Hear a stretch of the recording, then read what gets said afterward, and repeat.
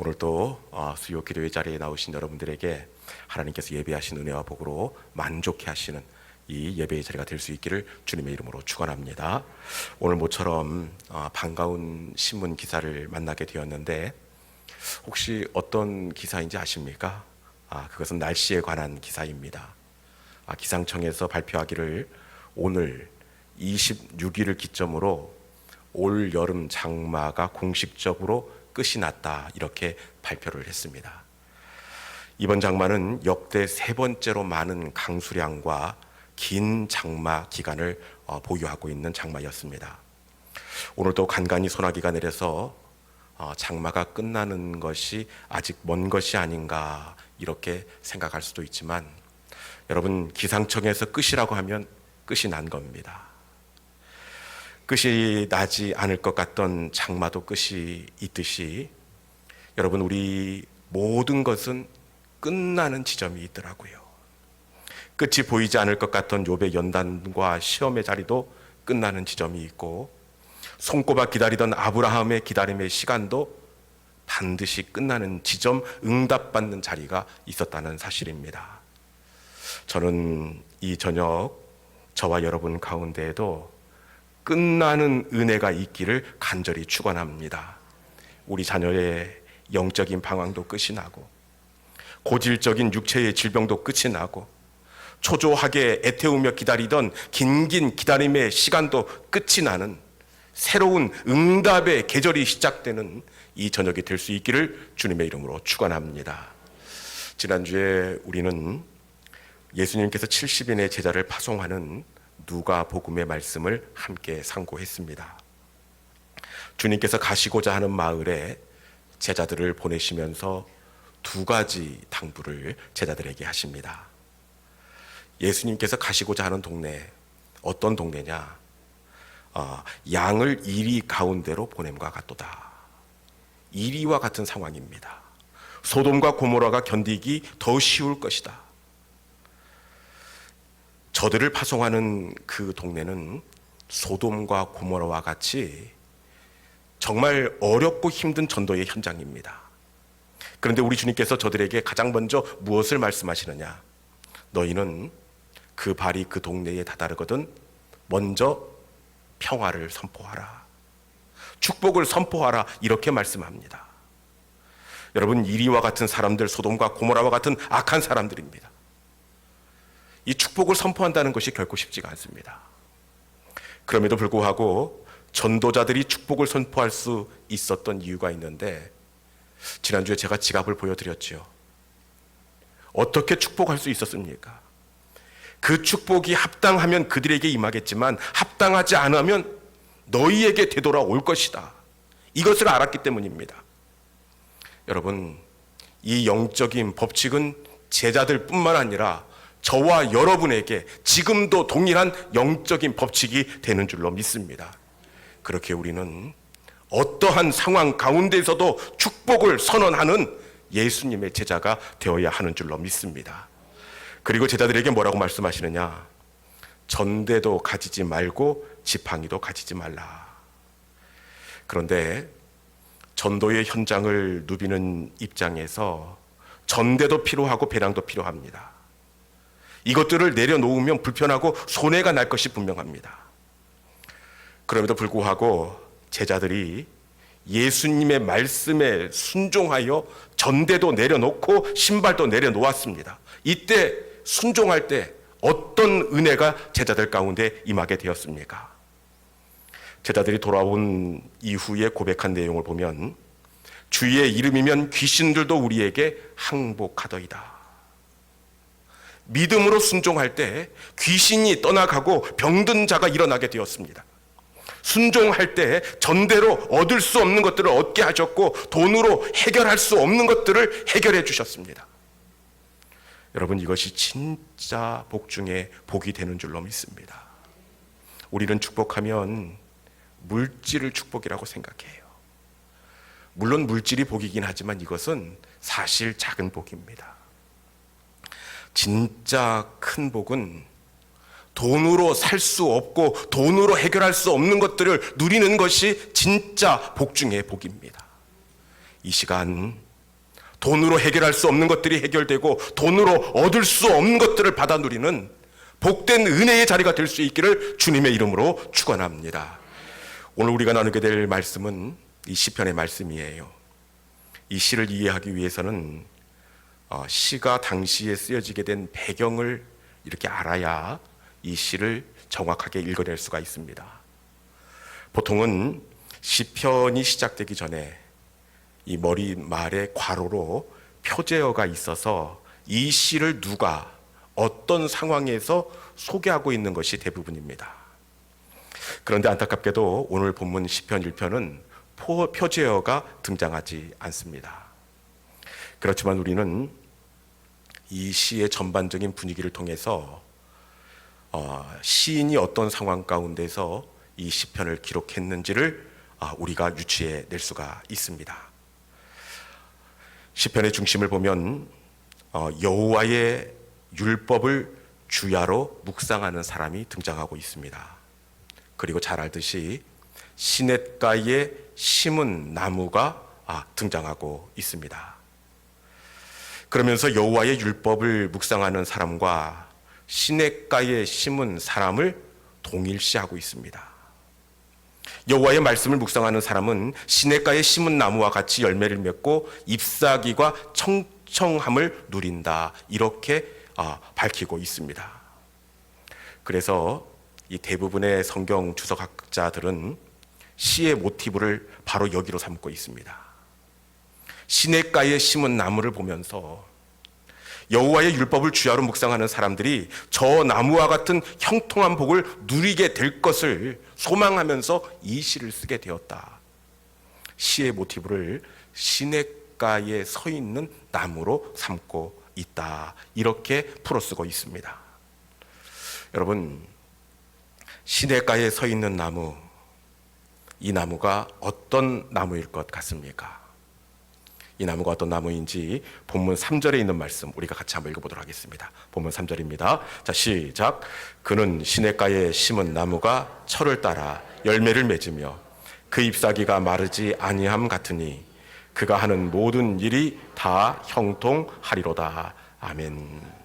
시냇가에 심은 나무, 우리가 보기에는 세상의 염려, 걱정, 근심 하나 없었던 것 같은 나무처럼 보여집니다. 철 따라 열매를 맺고 그 잎사귀가 청청합니다. 그런데 이 나무가 어떤 나무냐? 이 히브리 원어에 보면 시냇가에 심겨진 나무, 이 나무를 시냇가에 옮겨 심어진 나무, 이렇게 되어 있습니다. 원래부터 시냇가에 나고 자란 나무가 아니라 어떤 나무라고요? 다른 곳에서 옮겨 심어진 나무, 이 나무가 시냇가에 심겨진 나무입니다. 지금은 철 따라 열매를 맺고 잎사귀가 청청하지만 옮겨지기 이전에는 이 나무가 어떤 나무였을까요? 정확히는 알 수는 없지만 우리는 시의 형식을 통해서 나무의 이전 상황을 우리가 유추해 볼 수가 있습니다. 시편 1편의 형식은 이 비교급으로 되어 있습니다. 복 있는 사람은 악인의 꾀를 쫓지 아니하며, 복 있는 사람 악인, 철을 따라 열매를 맺으며 바람에 나는 겨와 같도다. 열매와 겨, 이렇게 시편 1편은 비교급으로 되어 있습니다. 그러니까 심기워진 이후를 반대로 생각하면 우리는 이 나무의 이전 상황을 미루어 짐작해 볼 수가 있습니다. 지금은 시절을 따라 열매가 맺히고 있는데 비교급으로 그 이전을 뒤집어 보면 어떻다는 겁니까? 이전에는 열매가 없고 열매를 맺어야 하는 계절이 되었음에도 불구하고 그 가지 끝에 열매 하나 달려있지 않다는 것을 알 수가 있습니다. 여러분, 주변에 있는 다른 나무들은 열매 맺는 그 수확철을 맞이해서 가지마다 주렁주렁 열매가 달려있는데 나만 열매가 없으면 여러분, 이거 참 허망하고 가슴 아픈 일이 아닐 수가 없습니다. 그리고 잎사귀가 마르지 않고, 그러니까 지금은 잎사귀가 마르지 않지만 그 이전에는 잎사귀가 건강하지 않았다는 의미입니다. 게으름을 피운 것도 아니고 다른 나무들처럼 나름 한다고 했지만 잎사귀가 생기를 잃고 힘이 없었다는 겁니다. 그러다가 결국은 어떻게 되었느냐? 옮겨지게 되었습니다. 그런데 나무의 입장에서 보면 이것은 옮겨지는 것이 아니라 어떻게 생각하겠습니까? 뽑히는 것이라고 생각할 수가 있습니다.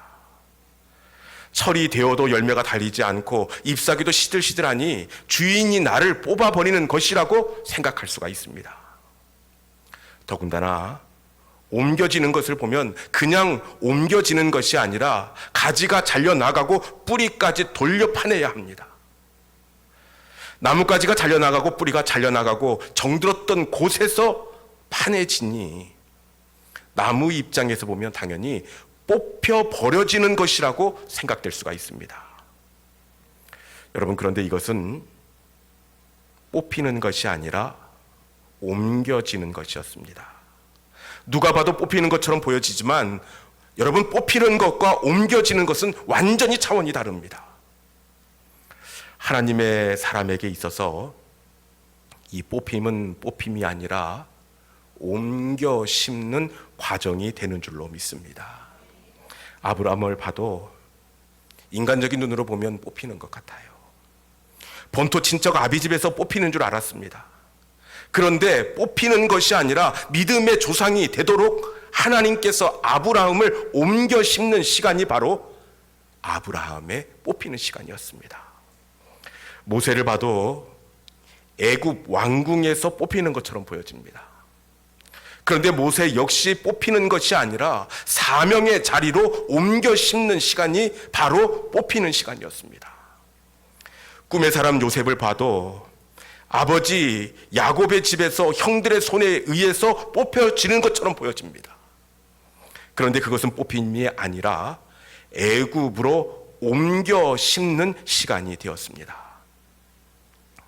하나님의 사람에게 있어서 뽑힘은 뽑힘이 아니라 옮겨 심는 시간이 되는 줄로 믿습니다.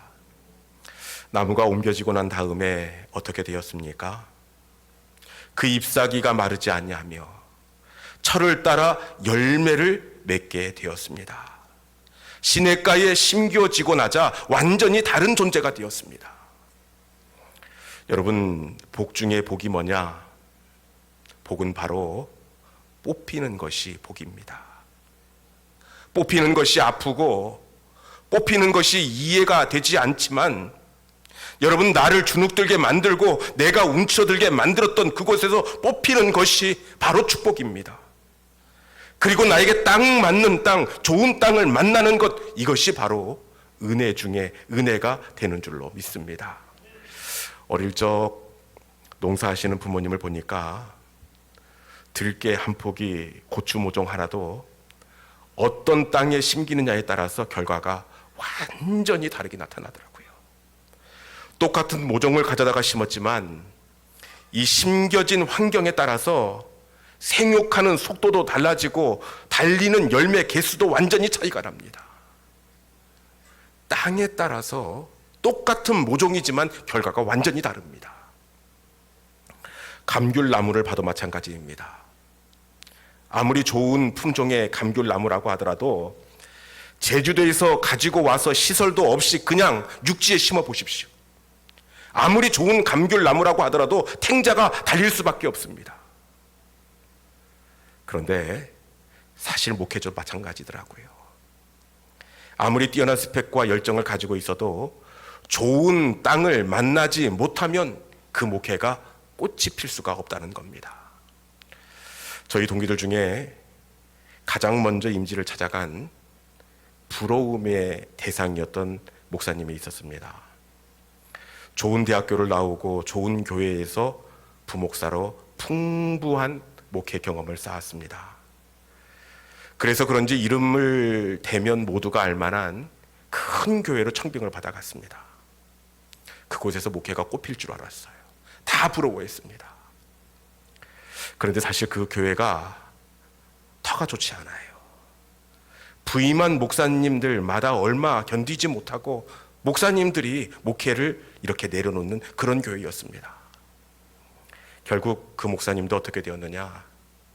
몇 해를 버티지 못하고 사임하고 목회가 꺾이고 말았습니다. 여러분, 복은 내가 좋은 나무가 되는 것도 중요하지만 그건 못지않게 좋은 땅을 만나는 것, 이것이 더 중요한 복 중에 복이 되는 줄로 믿습니다. 이 만남의 복이 저와 여러분의 있기를 주님의 이름으로 축원합니다.